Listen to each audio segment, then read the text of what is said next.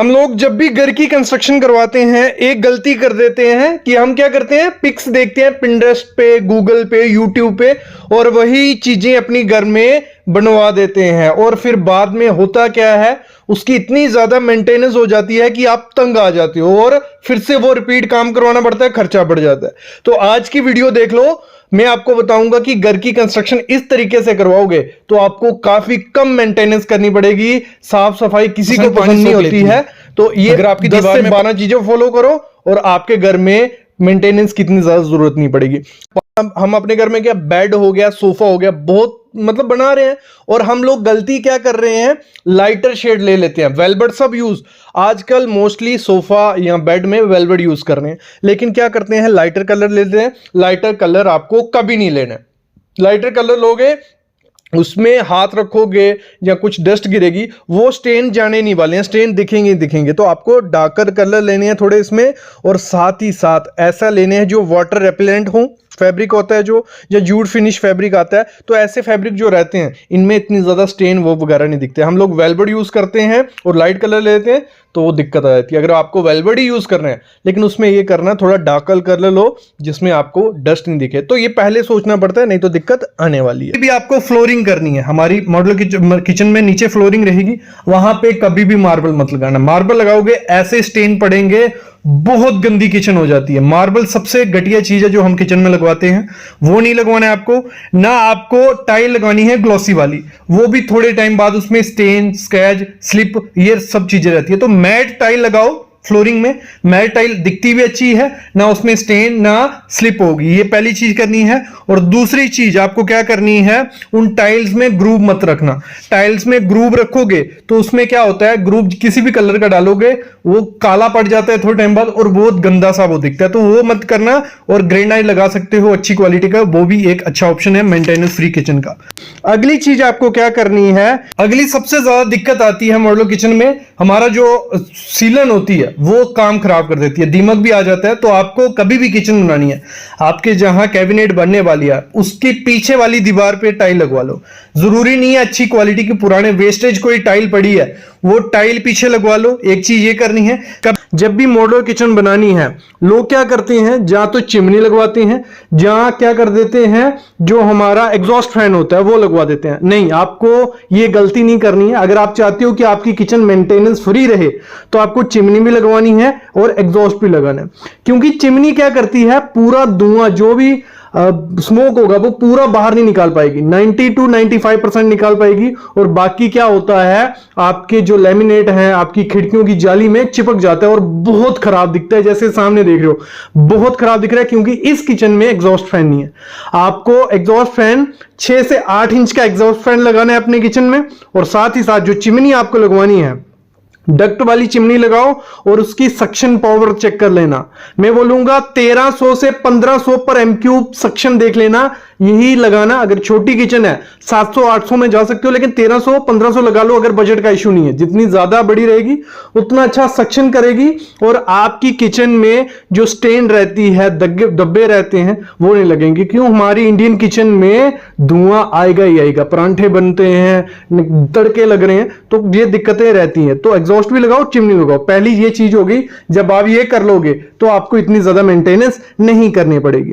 हमारी घर की टाइल, घर में सबसे ज्यादा सफाई किसकी हमें करनी पड़ती है, जो फ्लोरिंग है। रोज झाड़ू मारना पड़ता है, रोज पोछा मारना पड़ता है, लेकिन अगर आप चाहते हो कि 2-3 दिन बाद मारें या हफ्ते बाद पोछा मारें या झाड़ू मारें, तो उसके लिए आपको क्या करना है, अपने घर में कभी भी डार्क कलर शेड की टाइल यूज नहीं करनी है। एग्जाम्पल ले लेता हूं, जैसे ये ब्लैक टाइल है, ये सामने आप देख रहे हो, इसकी अगर डेली मेंटेनेंस नहीं होगी, डेली झाड़ू पोछा नहीं होगा, तो इस पे इतनी ज्यादा डस्ट दिखेगी कि आप तंग आ जाओगे और इस पे रिप्लेस करनी पड़ेगी, क्योंकि ब्लैक कलर पे काफी ज्यादा डस्ट आती है। सिर्फ टाइल की बात नहीं कर रहा कि सिर्फ ब्लैक टाइल नहीं, ब्लैक हमारा फर्नीचर हो गया या बाथरूम की कुछ एक्सेसरीज हो गई। ब्लैक कलर हमेशा क्या करता है, डस्ट अपने ऊपर शो करता है, जैसे उस पर लाइट पड़ेगी डस्ट दिखेगी ही दिखेगी, और उसकी मेंटेनेंस बहुत ज्यादा होती है। तो आपको ये कभी नहीं करना है। पहली चीज ये है कि ब्लैक कलर आपको टाइल में या फर्नीचर में यूज नहीं करना है। अगर करना भी है तो इस तरीके से करना कि जितना ज्यादा कम हो और उस पर कम से कम लाइट पड़े, क्योंकि डस्ट तभी दिखेगी जब लाइट पड़ेगी। तो ऐसे एरिया में ब्लैक कलर यूज करो जहां कम लाइट पड़ती हो, कम डस्ट आती हो। अगली चीज क्या करनी है, जो वॉश बेसिन होता है हमारा, बहुत इंपॉर्टेंट चीज होती है और डेली यूज है। और अगर हम क्या करते हैं, ऐसा कुछ वॉश बेसिन लगाते हैं, आजकल बहुत चले हैं ये वन स्टैंड जो रहता है, इसमें काफी वेराइटीज आपको मिल जाएगी।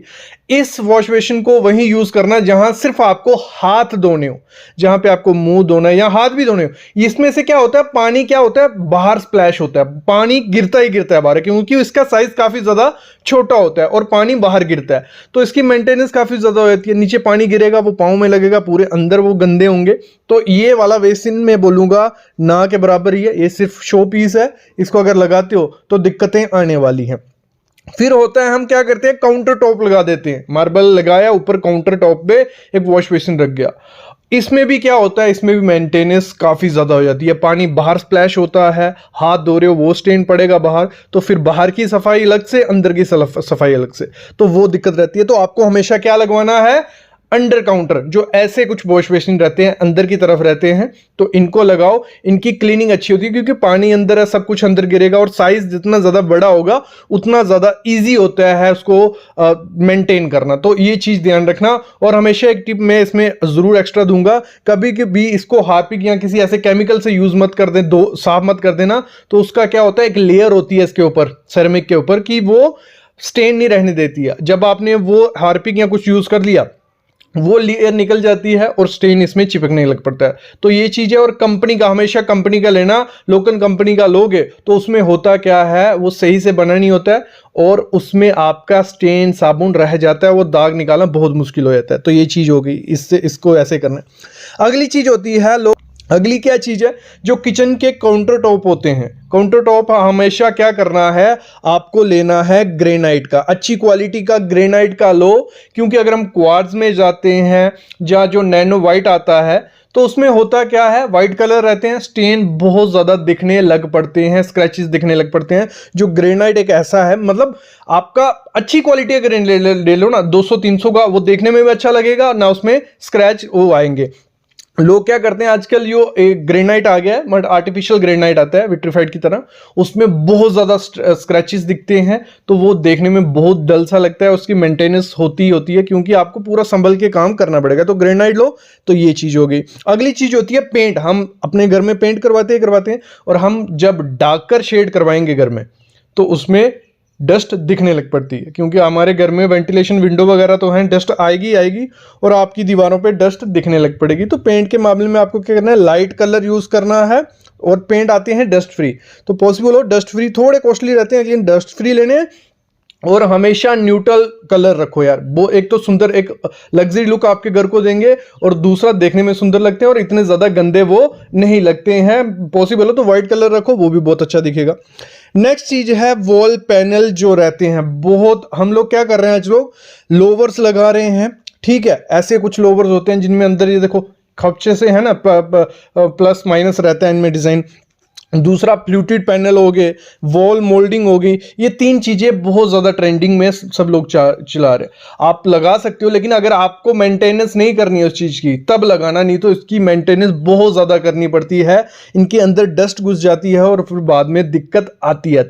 अगर आपको वॉल पैनलिंग करवानी है, इस समय वॉलपेपर लगवाइए। वॉलपेपर यह है कि मतलब आपको इतनी ज्यादा उस पर डस्ट दिखती नहीं है और इजी टू मेंटेन है, और साथ ही साथ सस्ते पड़ते हैं। साथ ही साथ यूवी शीट है, यूवी शीट से लगवा लीजिए। अगर आपको लोवर्स लगाने ही है, ऐसे कुछ लोवर्स लगाइए जिनमें इतना ज्यादा डेप्थ ना हो, मतलब साथ ही साथ प्लस माइनस कम हो, मतलब इजीली साफ हो जाए। तो ये चीज आपको वॉल पैनलिंग में ध्यान रखनी है। दूसरा जो फॉल सीलिंग है, फॉल सीलिंग में इतना ध्यान रखना है कि जितना ज्यादा कम कोब आप अपने घर पे रखो उतना ज्यादा अच्छा, क्योंकि कोब में होता क्या है, डस्ट भी सामने दिखती है थोड़े टाइम बाद, और साथ ही साथ जाले, जो मकड़ी स्पाइडर जाले बना देती है, वो यहाँ आते ही आते हैं और उनकी मेंटेनेंस क्लीनिंग आपको करनी पड़ेगी। तो कोब जितना ज्यादा कम होगा, प्लेन फॉल सीलिंग रखो, बहुत अच्छा सुंदर दिखता है, डिजाइन दिखता है। और कोब थोड़ा कम रखो, अगर ज्यादा कोब रखोगे 2 इंच से ज्यादा, तो उसमें सामने दिखता है, नीचे से अगर बैठा होगा कोई, तो अगर 2 इंच से कम कोब होगा तो उसमें कम दिखेगा। तो ये चीज भी आपको ध्यान रखनी है। अगली चीज होती है पार्किंग की टाइल। पार्किंग की टाइल पे कोई ध्यान नहीं देता, सब ये चाहते हैं कि उनकी पार्किंग की टाइल अच्छी से अच्छा कलर हो, अच्छे से अच्छा दिखे। जैसे ब्लैक एंड व्हाइट है, इसकी डेली मेंटेनेंस है, डेली इसकी सफाई करनी पड़ती है, डेली इसको पानी मारना पड़ता है, तभी ये मेंटेन रहती है। तो आपको हमेशा अपनी पार्किंग में ऐसी टाइल यूज करनी है। एक तो लोग क्या करते हैं, पजल वाली टाइल ले लेते हैं जिसमें मतलब ऑफसेट निकली होती है, उसमें डस्ट मिट्टी घुसी रहती है, वो भी साफ करने में दिक्कत आती है। तो ऐसी टाइल लो जो मेंटेनेंस फ्री हो, और साथ ही साथ मैं कहूँगा ग्रेनाइट यूज करो अच्छी क्वालिटी का, जिसका मतलब जो आर्टिफिशियल ग्रेनाइट नहीं, अच्छी क्वालिटी का ग्रेनाइट या कोटा स्टोन यूज करोगे तो आपको मेंटेनेंस कम से कम करनी पड़ सकती है, नहीं तो ऐसी दिक्कतें आपको रहेगी। अगली चीज होती है, हम जो बाथरूम में टाइल लगाते हैं फ्लोरिंग में, वो हम सेरेमिक यूज कर लेते हैं या मार्बल यूज कर रहे हैं, तो सेरेमिक मार्बल पानी सोखता है, आपके बाथरूम की टाइल में स्टेन कभी जाएंगे ही नहीं। तो कभी भी सेरेमिक टाइल या आपको मार्बल अपने बाथरूम की फ्लोरिंग में यूज नहीं करना है। आपको यूज क्या करना है, विट्रीफाइड टू यूज करनी है, और ऐसी करनी है जिसपे स्लिप नहीं लगती है। स्लिप रेजिस्टेंट वाली काफी टाइल आती है विट्रीफाइड में भी। बड़े प्लैंक लगाओगे उसमें क्या होता है, सफाई इजी होती है। जितने ज्यादा जॉइंट होंगे उतनी जॉइंट में मिट्टी फंसती है, उतने ज्यादा वो खराब दिखते हैं। जैसे ये टाइल है, इसमें ज्यादा जॉइंट है कि 1 बाई 1 की टाइल है, तो इसमें डस्ट घुसी रहेगी, बहुत खराब दिखता है। इसकी मेंटेनेंस आपको करनी पड़ेगी। दूसरी चीज है, स्लोप में ध्यान देना।